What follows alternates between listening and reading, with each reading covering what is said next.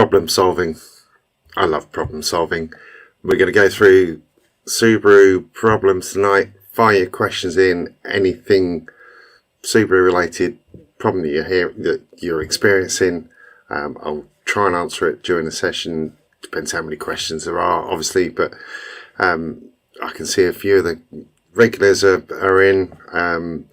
I'll just kind of lay the kind of ground rules. If you're going to ask a question, please put a Q at the beginning of it. It just helps me identify a question. Ideally, give as much information as you can. What the car is, what modifications, what the problem is you're experiencing, and hopefully I can come up with some suggestions for what the problem might be, and hopefully a solution. So that being said, we've got a few here. Hi Neil, hi Miguel, Romana, Callan, Fez, Zed, David, Valleys Forest. Hi. Right. Yeah, if you're new here, I'm Duncan. I tune Subarus all day, every day, and have been tuning Subarus for the last 17 years, I think it is now. Maybe 18. 17 years. Okay, yeah. I'll come on to that now.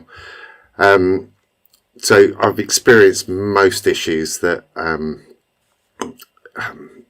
that you could see.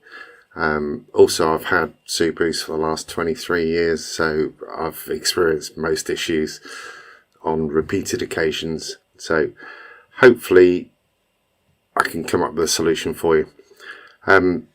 As far as problem solving is concerned, one of the main things to do is just strip it back to basics. Like if you've got a misfire, those kind of things, get the plugs out and see what they're like. Regardless of being brand new, they could be faulty out of the box. I had a case a couple of weeks ago, mapped the car, and the day after mapping and before mapping, put a brand new set of spark plugs in there, and the day after mapping it developed a misfire.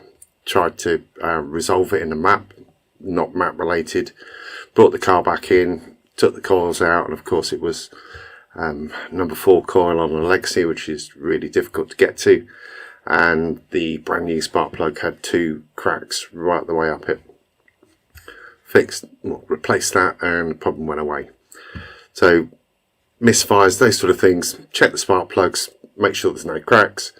If it's having trouble starting, check to see whether the plugs are wet or faulty. Yeah,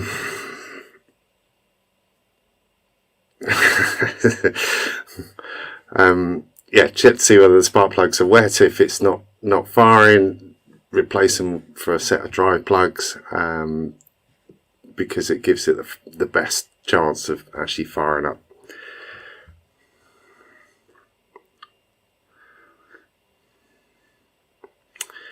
Right, hi from Israel. Right, hi Shadi.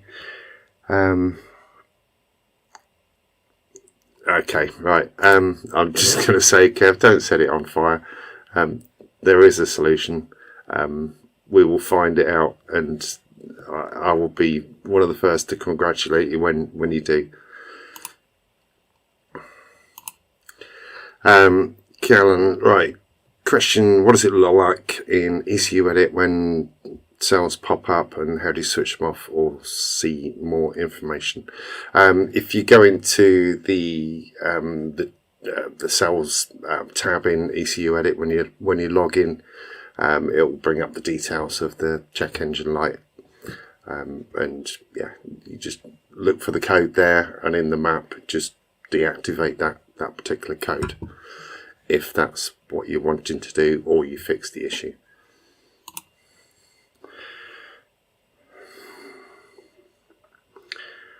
Right. Okay, GC8 with a Haltech Elite 1500 in Israel. Nice. Do you have mappers over there, or are you self-tuning that? Right, okay. Okay, about to tune it for the first time, learning a lot from your channel. Good. Yeah, join the academy. There's a lot more information in there, and the more guys we get in there, the better the group can work together and help solve each other's issues, without me being the sole purveyor of experience and information. Right. Okay, let's kick off with this one. Right, Marius, if you remember my problem from the last stream, I still can't get into my map. If my ECU is locked, would there be anything to do other than buy a new one? If it's locked, yours is a 2007 Forester, I think, from memory. If it's locked, get hold of a version of ECU Edit, and you want the admin version, and you'll be able to bypass that lock. You have to pay for that version, but it's not a vast amount of money, and it will give you the option to read what's there, write over it, and basically ignore that lock, or it should do.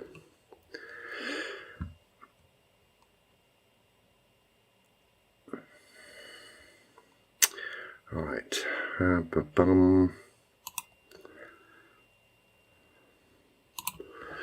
Right, Cooper K.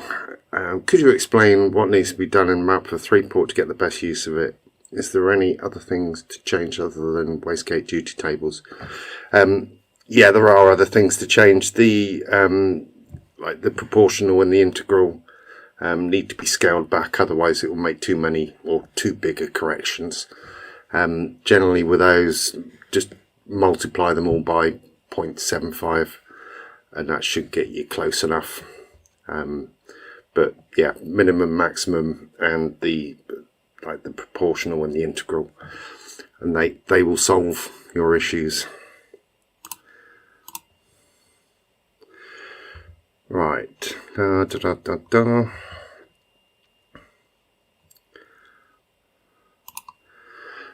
can you grab a Tactrix cable?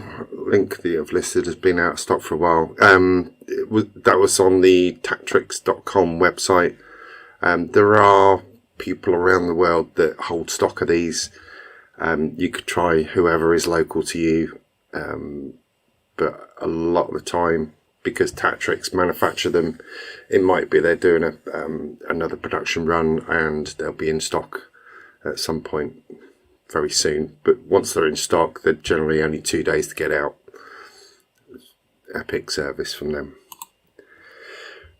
Right.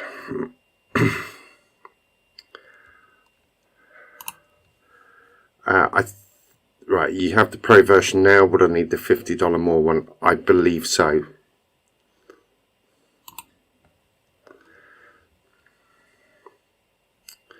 Okay.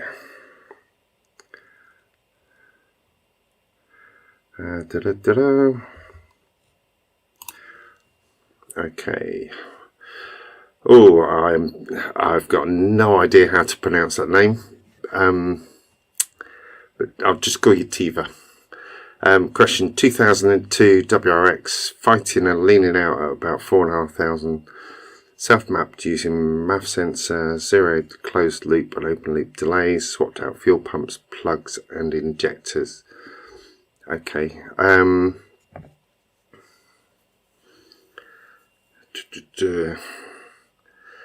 Is it maxing out the injectors? Are you seeing a like 100% injector duty cycle on that?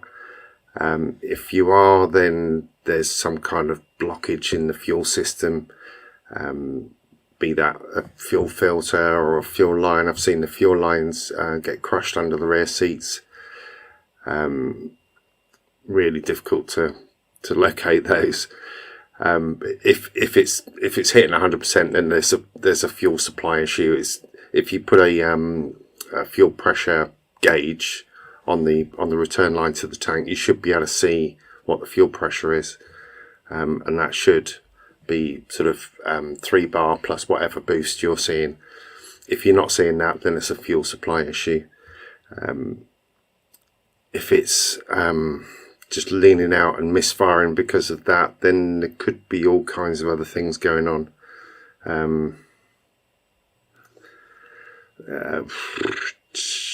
What could be going on?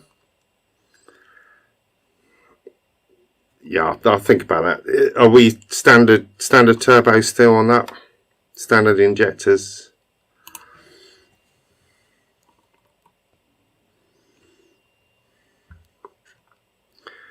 Right, what have we got?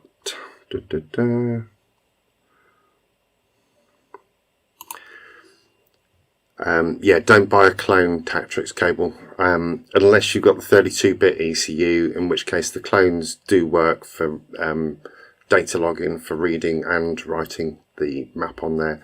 But if you've got a 16-bit ECU like a Bug or a Blob Eye, it will not work.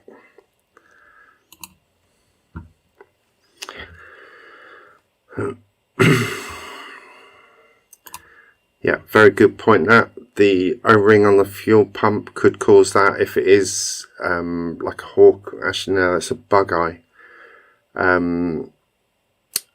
Could be the fuel pipe from the fuel pump to the actual fuel pump assembly.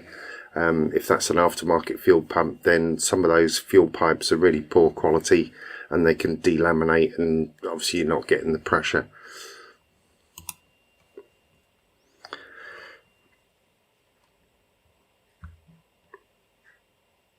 Okay. Injector's not maxed out. VF35 STI injector duty cycle in the 60s. Right.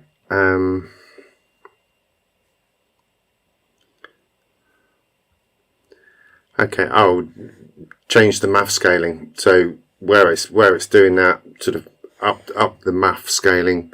It could be you got an induction kit on there or something like that, or the MAF sensor's not reading perfectly. If you can't do it with the MAF scale, use the primary open loop fuel table. Add loads of fuel in there to see whether it will actually generate the rich state or the extra fuel that you want.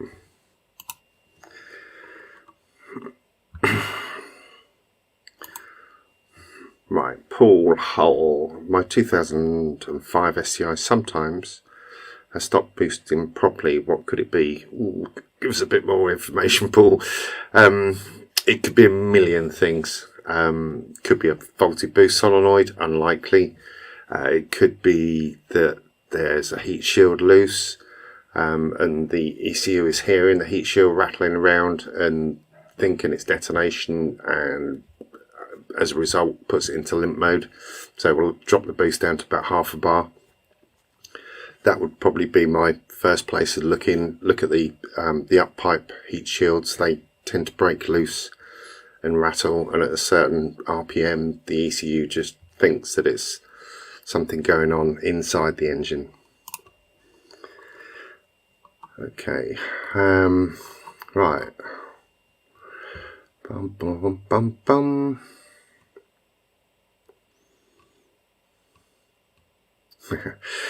Okay.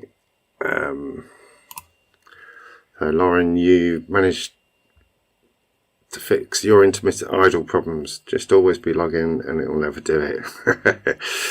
Yes, yeah, that's the thing. So always keep the laptop in the car, never have an issue.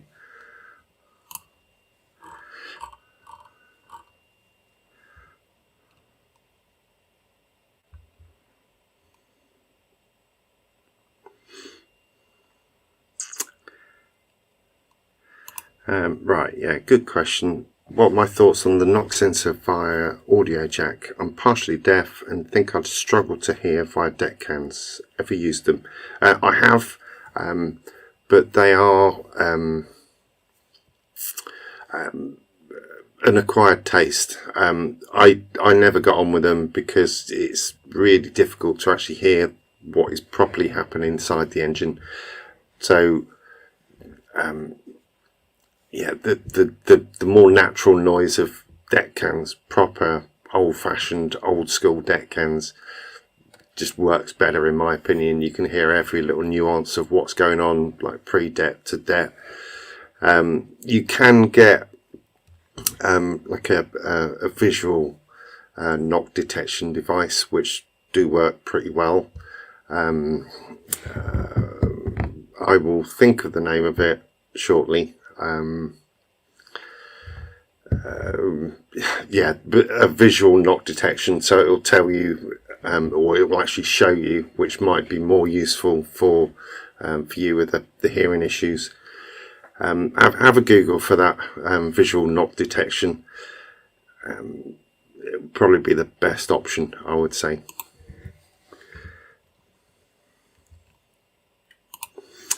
Right, Country Boy, hi, importing a 98 Type R STI version 4, what's the first things I should do? Right, the tyres will probably be cracked, so you want to replace the tyres anyway. Cam belt service, oil change, and just give it a check over engine wise, change the coolant, which you do anyway as part of the cam belt service because you've got to take the radiator out. And that will give you a good view on how it's been looked after. Beyond that, get it to a dyno, get someone that knows what they're doing to listen to the engine, make sure that it's boosting correctly, make sure it's fueling correctly. But from doing that, you'll give yourself a checklist as whether it needs a fuel pump, whether it needs a mappable ECU. But if everything's good, yeah, enjoy it. Lovely car.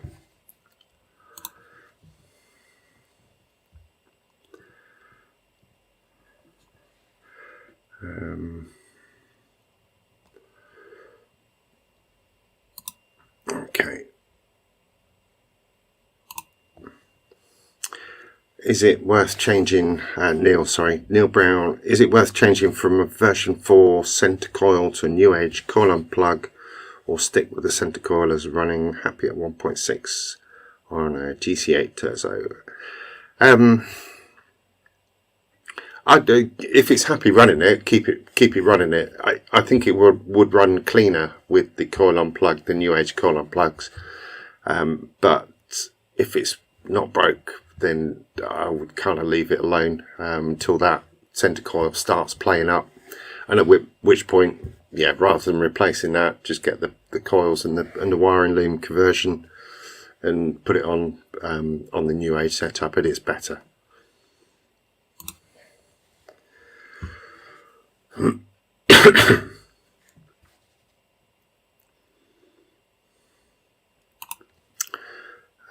Thank you. Right, yeah, try and bump up the open loop fueling table around that area. Yeah, same issue with Carberry speed density map. So fuel supply, FPL, dampers, and the coils, the next items to test. The coils won't make it run lean, but the leanness, or if it's a misfire you're seeing, the leanness might be a symptom of a misfire because it does weird things to the wideband.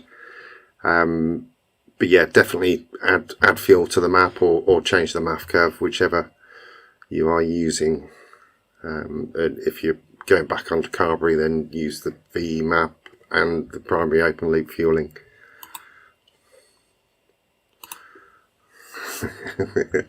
Murray, what's your view on the cylinder 4 cooling mod for the EJ255? Got a bridge I can sell you in London. Yeah, I am really not convinced that does anything useful at all.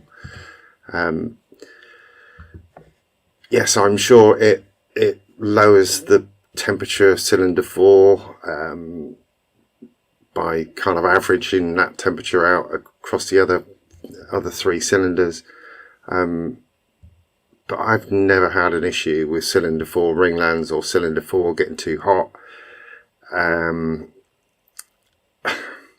They put the knock sensor on cylinder 4, and maybe they're using that as an early warning to protect the rest of the engine. But if you're equalising that heat across all of the cylinders, then you're kind of getting rid of the early warning system.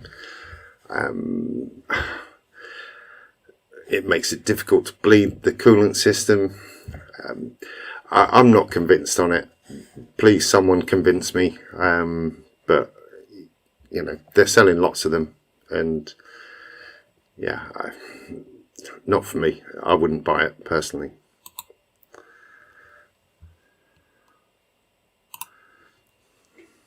Yeah, KS3 knock meter is a good visual way. The old-fashioned knock link worked remarkably well for just a simple 4 flashing lights and a big red one. That worked really well. Right, what do you think about toluene as an octane adder? We use it a lot here. It's really, really bad for you. Super carcinogenic. Works well though from an octane booster.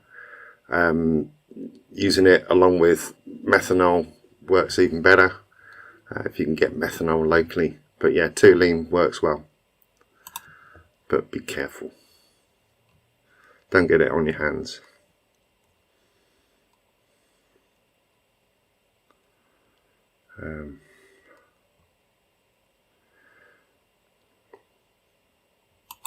I'll just bring this up just to ask a bit more information. Andy Cooper, I was looking at your post regarding the academy. I was wondering, can one learn to self-tune and successfully map an autocross sport FOS, bearing in mind the license situation?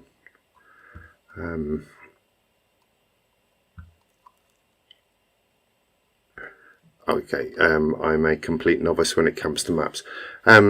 Yeah, license situation. What year's the FOS? You shouldn't need a license at all. License is only for ECU tech situations or maps. What I'm looking at, or what most of the guys are using, is open source software. So you can get in, you can download the map, you can put your own map in there, you can make all the changes that you want to make. And as far as the academy, there's extra videos, extra live streams that I do for the guys there, analysing the data logs, looking at the maps, giving some detailed advice. And we got a Discord server where we kind of chat and solve problems. Right.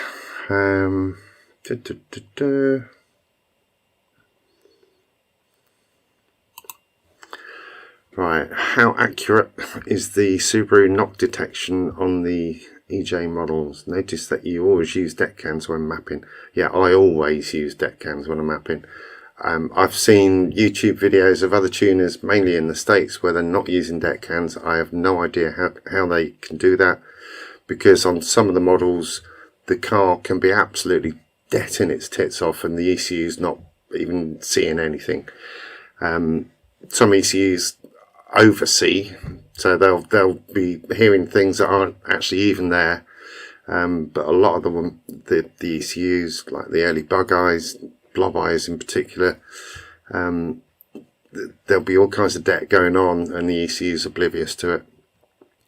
So the knock detection and the knock control strategy is a bit inconsistent. It's like learning to drive and relying on your driving instructor to press the pedal to brake. I would never want to be in that situation, hence why I trust my ears rather than the ECU, because if I hear that, I want to see that the ECU's hearing it as well, and if it isn't hearing it, then I'll put some extra safety margin in there.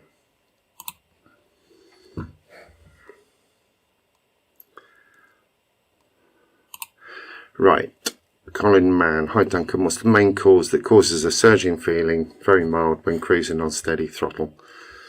What would you log to try and resolve?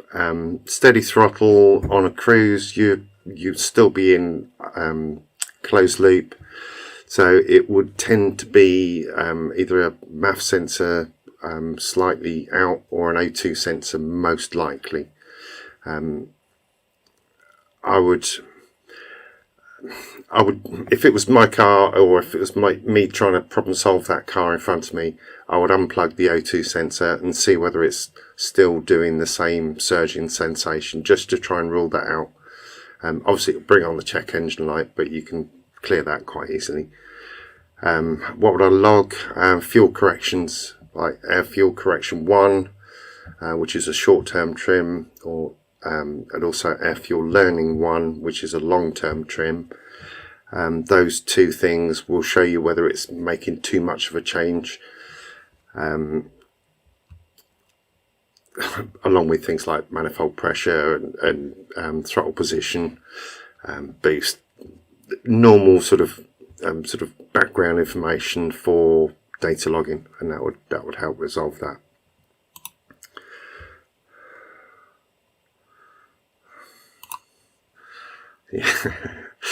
Yeah, bridge. Yeah, I'll test it and log the cooling log. Yeah, no problem at all. No problem at all. I'm still not convinced. I would never recommend it, and I would never fit it onto my own car. You know, I've run 2.5 Imprezas up to 650 horsepower, 235s up to 850, the Forester at 450. Never had a problem. Standard rads on all of those. Never an issue with cooling. Lots of issues with getting greedy with nitrous, but never an issue with cooling.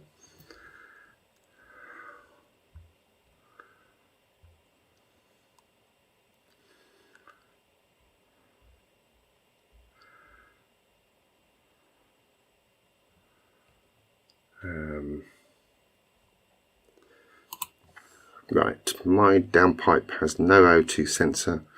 Since I have no engine light on, does this mean the car has been tuned in order for the light to stay off? Probably. You can sometimes fool it with a resistor in the plug, but that probably means it's been tuned and the check engine code switched off in the ECU. What year car, Diogo? Right,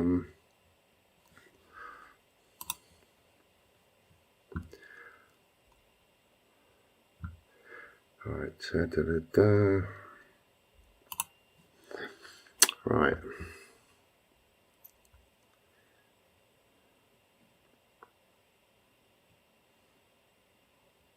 Okay, yeah. Right.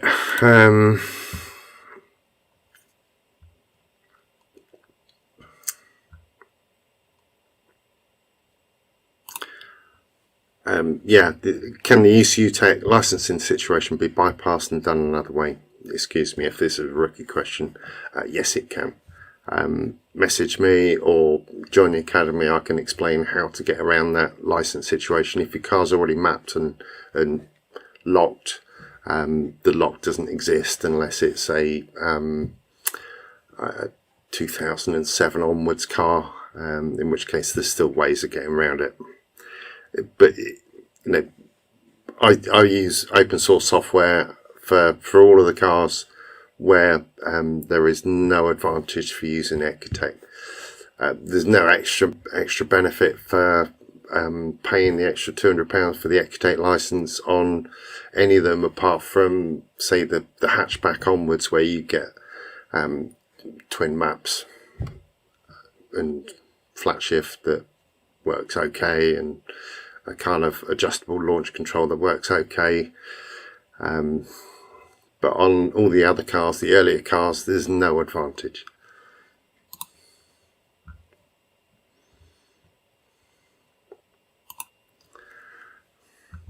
Yeah, so yeah, you heard debt today. Yeah, definitely. Debt can's unnecessary. Your ECU did take some correction, but nowhere near enough to actually get rid of the debt.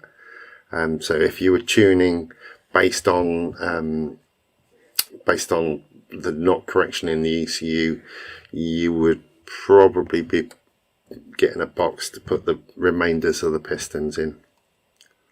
Deck cans are definitely necessary.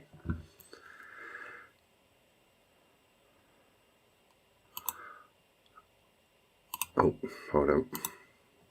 The screen moved just as I was clicking on it. Right, Fez, can you explain how the knock detection varies from ECU to ECU as standard ECU versus Link versus Cyvex? They all use the standard knock sensor. Yes, they all use the standard knock sensor, but some are cleverer than others, and I'm going to be doing a very special video comparing that, because that is the key difference. Yeah, it will be a dedicated video. It will be a bit information heavy, but it'll be it will answer that question totally.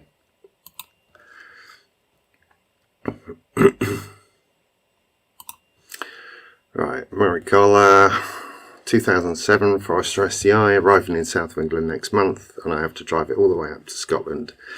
Take the scenic route.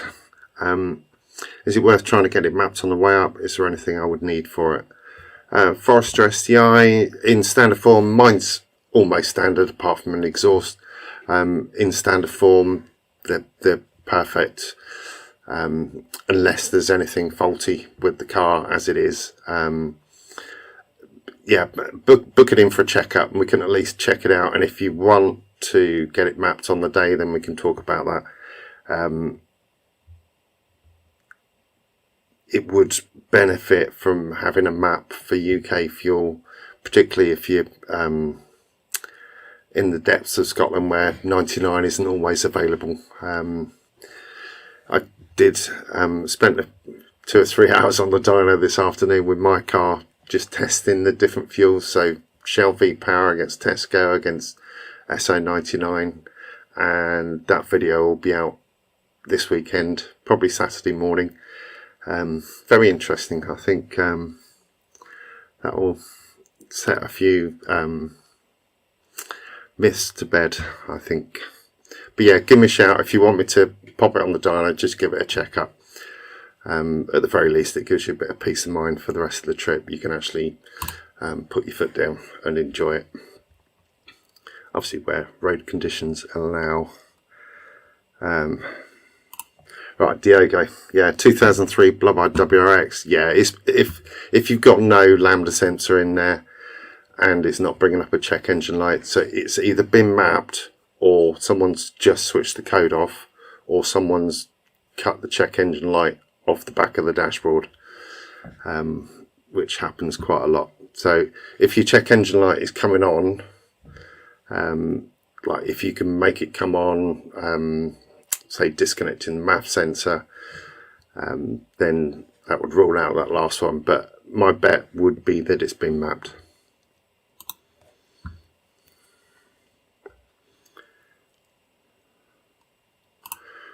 Right. David Keown, I now have a neutral position switch fault on your ST9 STI. Okay, that's unusual. Will this cause any running issues, as it doesn't appear to be a problem? Yes, it will cause some issues. If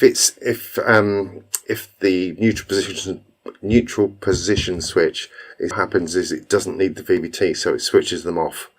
And what that does is makes it laggier, less responsive.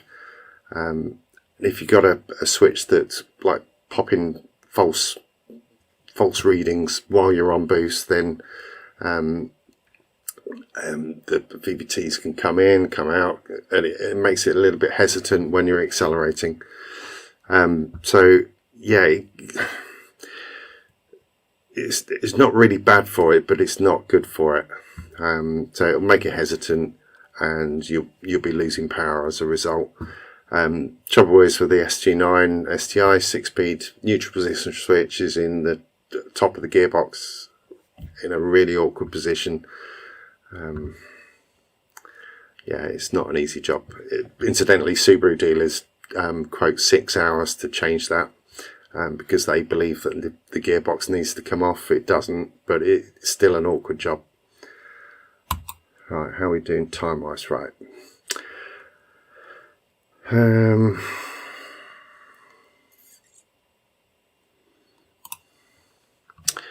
Okay, Diogo again. Are you in the UK, Diogo? I've been considering going for a Tactrix cable and learn open source, but I have the feeling the car has been tuned before, but I don't know if it was Architect tuned or open source. Any tips on how to find out? Try and get hold of a Tactrix cable and download it and see. If you download it using ECU Flash, if it's got an ECU Tech license on there, then it will block you from downloading it using ECU Flash. So you would need to use the admin version of ECU Edit.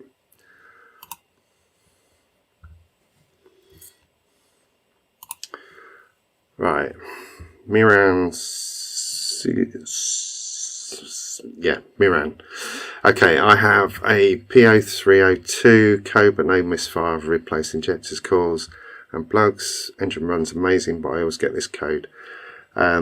Right, what's that? SG9 Forester. That again, that I think that's following on from a neutral position switch fault. See that a lot. If the neutral position, God, why am I having trouble with that word tonight? Neutral position switch is giving the false negatives, then the ECU just goes la la la la, picks a random code, and it's always one of those 0301 or 0302 codes that it actually brings out. Bug-eye WRX is a common issue. Just pops up the misfire code. There's no actual misfire, but it's the MPS that's doing it. So I'd check with that first. Data log it while it's while you're doing a run, and you'll see it jumping in and out.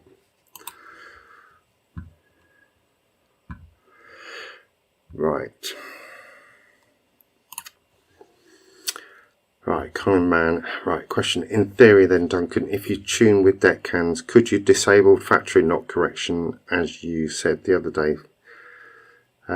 Yes, you could. You could quite legitimately do that, but I would rather have a safety net there, even if it's sometimes making corrections that aren't needed. I think it's better to have it and not need it than need it and not have it. You can limit it. You can set up a maximum. I think the default is like minus 12 degrees of ignition time. You could lower that limit to, let's say, 5 degrees. So you've got the best of both worlds.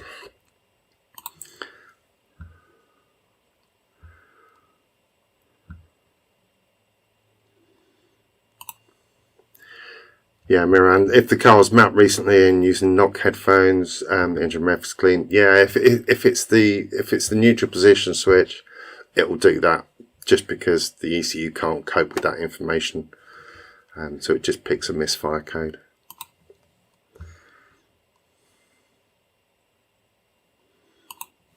Right, Singleton 895 on my Hawk STI has an issue when going into boost. It's almost like it's blowing out the spark, but not sure. Cylinder 3 coil broke down, was running on 3.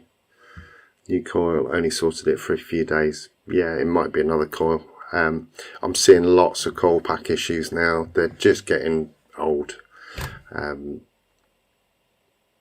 Yeah, lots of the new age coils. Previously, up until 4 or 5 years ago, they were bulletproof. I just think they're getting older now. And yeah, replace. Trouble is, when you're looking at them, it's difficult to tell when they're broken. It's a trial and error thing.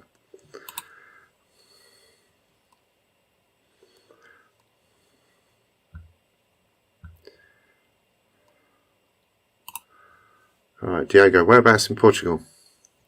Message me. Send me a message or an email.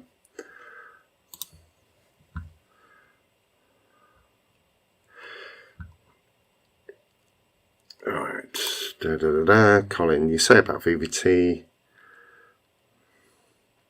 Alright, should my 07 Hawk STI VVT advance in neutral when stationary? Depends what's been put in the map, but if you're in neutral, it should be at 0. If it's not at 0, if you let the car idle for a minute, it should zero down. If it doesn't zero down, then there might be an issue with the VVT pulleys. But it should zero down when the fuel pump duty comes down from 100 when you first start it, drops down to 33. Then your cams should both settle at 0.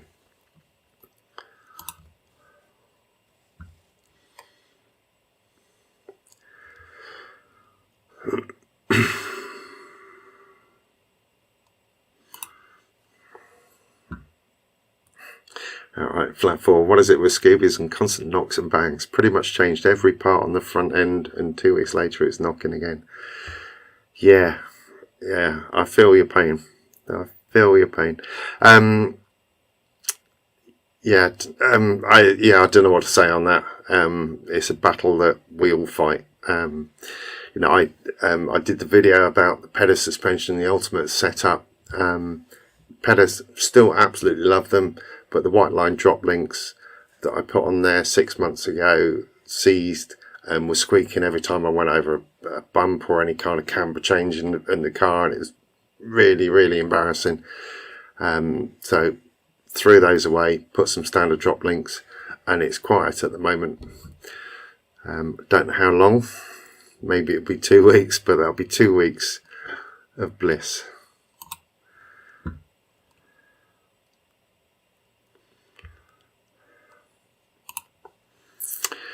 Is it possible, right, Shadi again, is it possible to get accurate base ignition timing with a Haltech onboard oscilloscope, or I'll have to get a tuning light? I don't know whether it's accurate, so I've not compared that to a timing light. It's one of the issues that I have with the Haltech software. It's very difficult to get those sort of things working correctly, in my view. I would use a timing light if you're comfortable with that.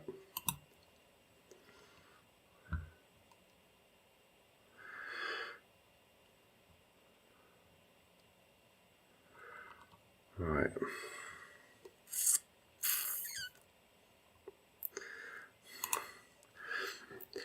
Yeah, ICP are going to be out of the neutral P switches. I'm not going to say that word again because I can't do it tonight. Yeah, you need to make sure that you're getting the right one for your chassis number. They changed around 2005 with the wide track STI, so that they failed to be off rather than on. But if you think of it, it's like the little switch in your fridge that switches the light off. And that's going in and out every time you're changing gear. It gets a lot of use.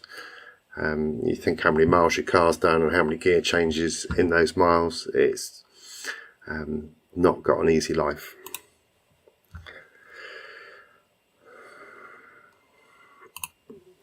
Right, what size of exhaust for Forester STI? I see 2.5 and 3 inch, but it's a Genome back box, which is 2.5. Yeah, the Genome's a lovely back box. 3 inch from the turbo is the best, because it will give you the best power, the best torque, the best spool up. Going down slightly at the back of the exhaust system isn't going to hurt it as much as doing a full 2.5. So if you want to keep that back box, try and find a middle section and a downpipe that will fit with it. It's not always easy when you're mixing and matching exhausts.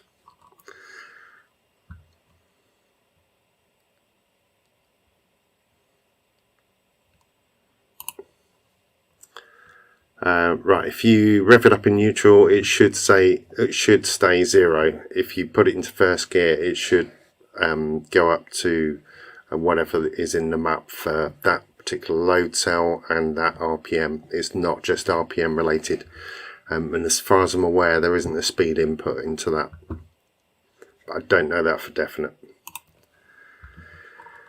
Okay, best. Right, let's pop that one on. Best size of exhaust, running 3.25 inch open neck downpipe to a full 3 inch slip jointed exhaust with a Revolution back box, also 3 inch. Is that overkill for 400? Nope, no, it's fine. The only problem with the 3.25 downpipe is clearance to the steering column for us right-hand drive people. Not an issue for the left hookers over in the US or Europe, but it's a problem in the UK. But no, it's a good exhaust setup. Okay, have I missed any questions in here? Bum, bum, bum, bum.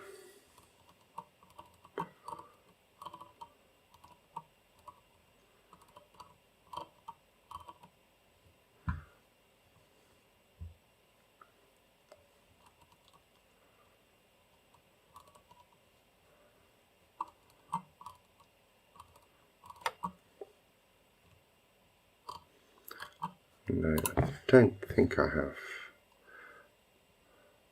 Oh, okay, there's one. Right, Callan says, after installing my parts, is there other things I should try to change before I try to full start and log and edit? You're making quite a lot of changes to your car. I would make sure that you got a spare set of spark plugs, just for that first start situation. Obviously check that you got oil pressure and those kind of things before you let it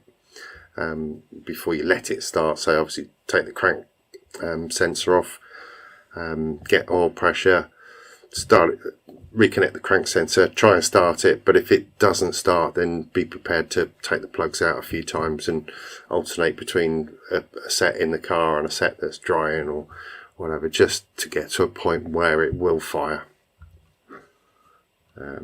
Other than that, no, you should be fine, absolutely fine. There's enough in the academy to help you get to where you want to be with that.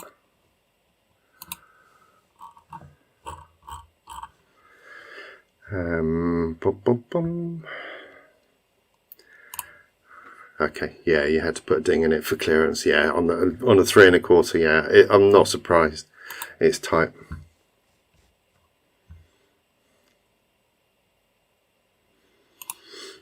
Oh, Miguel, I bought some Defi gauges and didn't come with an oil temp sensor and pressure. Saw some copies on AliExpress. How do they compare against the original? Do you have other options? I honestly don't know. I know a lot of the stuff on AliExpress is actually the same as what you would have got directly. I'd try it out with the oil pressure one. If you can get a manual oil pressure gauge on there, just to compare the two. Other than that, I think you'd be fine. Maybe a infrared light to check the oil temperature. But yeah, it should be fine.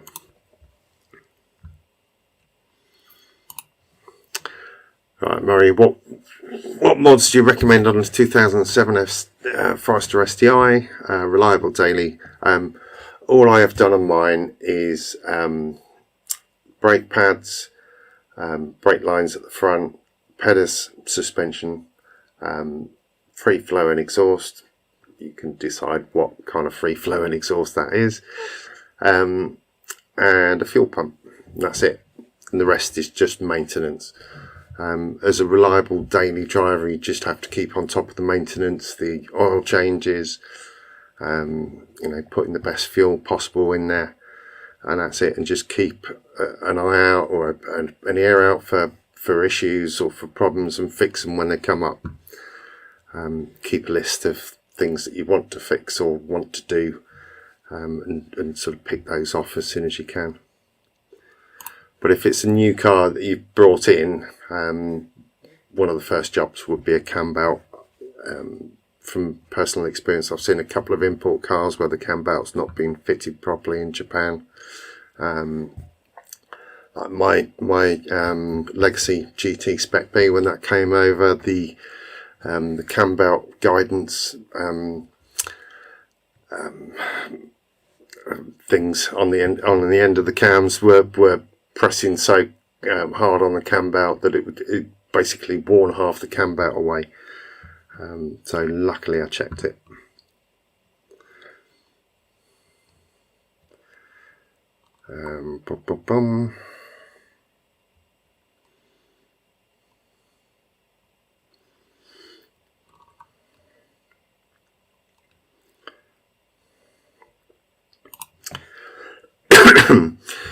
Right, should I go a step colder for plugs? I'll be using NGK. To start with, I would just use the standard plugs for the first startup until you get the idle and general fueling sorted out. And when it comes to turning up the boost, then put the one step colder plugs in. But like the 6Bs or the equivalent for your car are much cheaper than chucking a set of 7s away.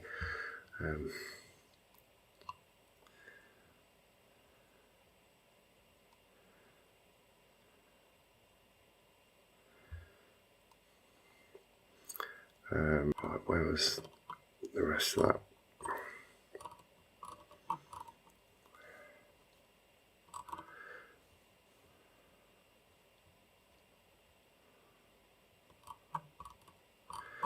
Da-da-da.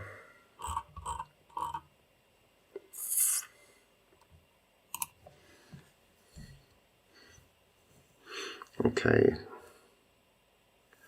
JDM 08 GRB, so hatch 08 with a recently fitted 2.14 stroker. What we see is a count of 1 to 99 on cylinder 2 roughness counts. Stops under load. You've probably got quite a lot of bore clearance on number 2 cylinder, and the piston is just rattling as it goes up.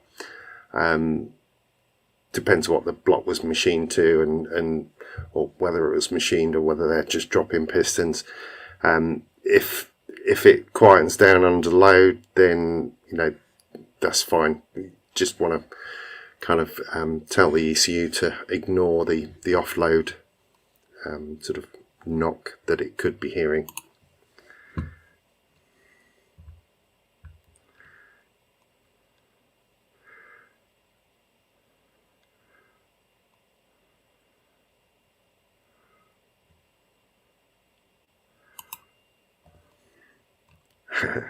Right. Nothing against the guys at Torque GT. I think they do a great job, but I do have an issue with them telling people that their JDM import doesn't need mapping for UK fuel. It does, or at very, very least needs checking for UK fuel.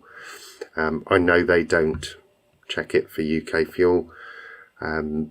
So yeah, get it checked, whether it be by me or by someone else. If there are any other Subaru tuners in the UK.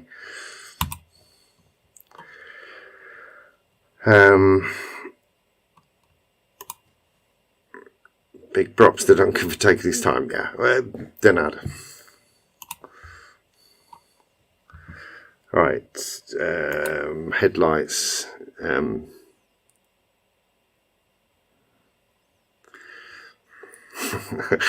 I still need to get you to make a set of those headlights for mine.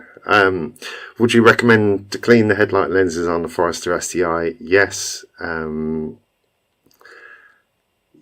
Yeah, the really, really fine cutting paste and a bit of practice, you can get them looking okay. But the lenses that Richard did on his Forester STI are superb.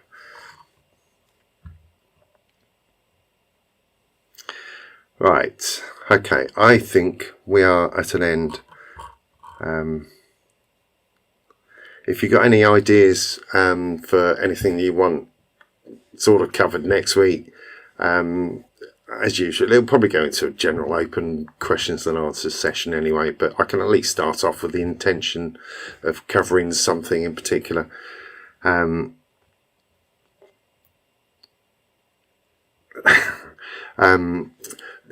Pop it in the comments after the video. If you've watched this video on replay, thank you very much. Put a comment below if you've got a question. I do answer all of them to the best of my ability. People won't always agree with my opinions, like the cylinder 4 cooling mod. If you've spent your own money on that, then great, enjoy it. Not my idea of a modification. But I will be doing a video, and I keep saying this, a video on things to improve the reliability of your Subaru, and that is one of the things that I will be covering in the video, and along with an awful lot of other things. There is bits piling up and a list piling up as long as your arm. It might be a very long video, but with the likes of Donut Media and Officially Gassed just destroying Subarus left, right and centre, something needs to be done positively to actually restore Subarus as a reliable car. So yeah, thank you very much for joining me. Thank you for new members for the Academy. I see we had a couple join during the session this evening. It's not my intention to plug or sell that, but it's a useful community, and some of the guys I think are getting some benefit out of it now. And I will see you next week. Thank you very much. Bye.